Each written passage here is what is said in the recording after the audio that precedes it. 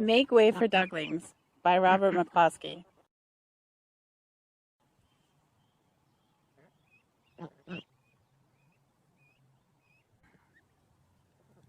Mr. and Mrs. Mallard were looking for a place to live, but every time Mr. Mallard saw what looked like a nice place, Mrs. Mallard said it was no good.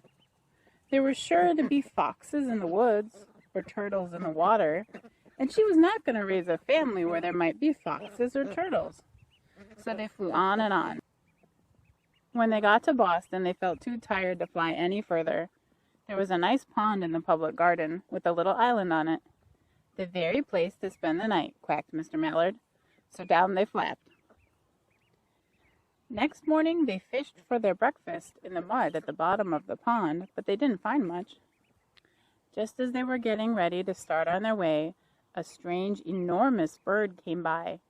It was pushing a boat full of people, and there was a man sitting on its back. "Good morning," quacked Mr. Mallard, being polite.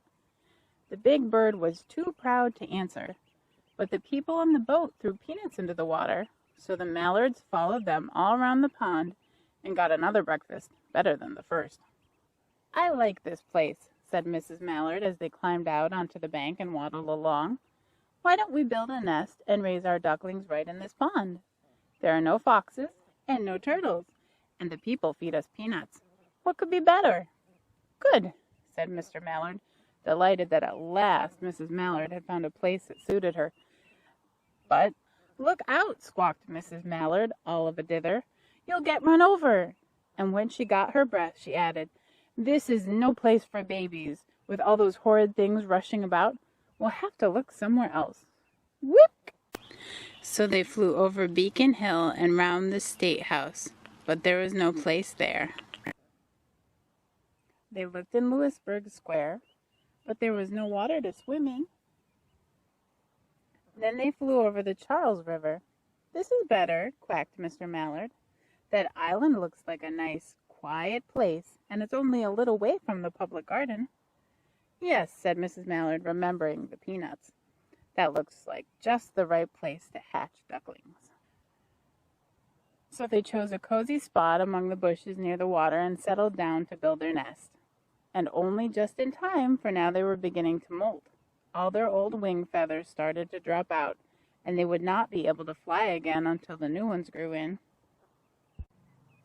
But of course they could swim, and one day they swam over to the park on the riverbank, and there they met a policeman called Michael. Michael fed them peanuts, and after that the Mallards called on Michael every day. After Mrs. Mallard had laid 8 eggs in the nest, she couldn't go to visit Michael anymore, because she had to sit on the eggs to keep them warm. She moved off the nest, only to get a drink of water, or to have her lunch, or to count the eggs and make sure they were all there. One day the ducklings hatched out. First came Jack, then Cack, and then Lack. Then Mack and Knack and Oack and Pack and Quack. Mr. and Mrs. Mallard were bursting with pride.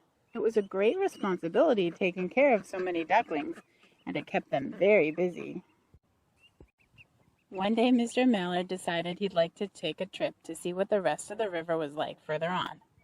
So off he set. "I'll meet you in a week in the public garden," he quacked over his shoulder. "Take good care of the ducklings." "Don't you worry," said Mrs. Mallard. "I know all about bringing up children." And she did. She taught them how to swim and dive. She taught them to walk in a line, to come when they were called, and to keep a safe distance from bikes and scooters and other things with wheels. When at last she felt perfectly satisfied with them, she said one morning, "Come along, children, follow me."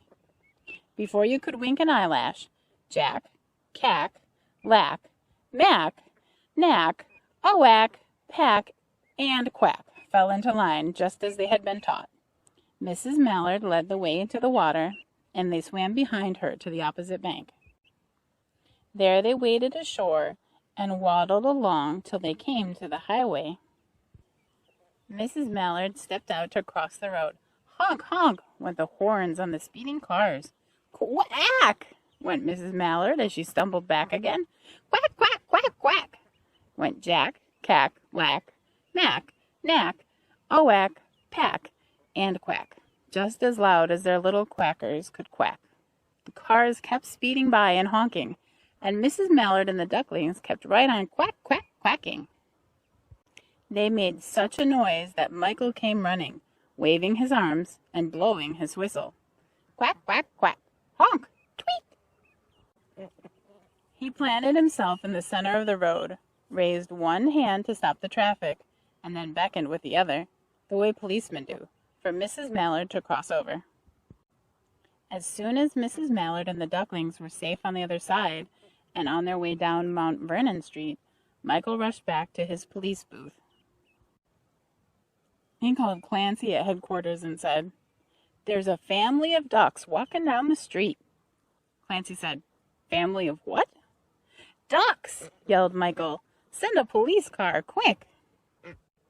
Meanwhile, Mrs. Mallard had reached the corner bookshop and turned into Charles Street, with Jack, Cack, Lack, Mack, Knack, Oack, Pack, and Quack, all marching in line behind her. Everyone stared. An old lady from Beacon Hill said, "Isn't it amazing?" And the man who swept the streets said, "Well now, ain't that nice?"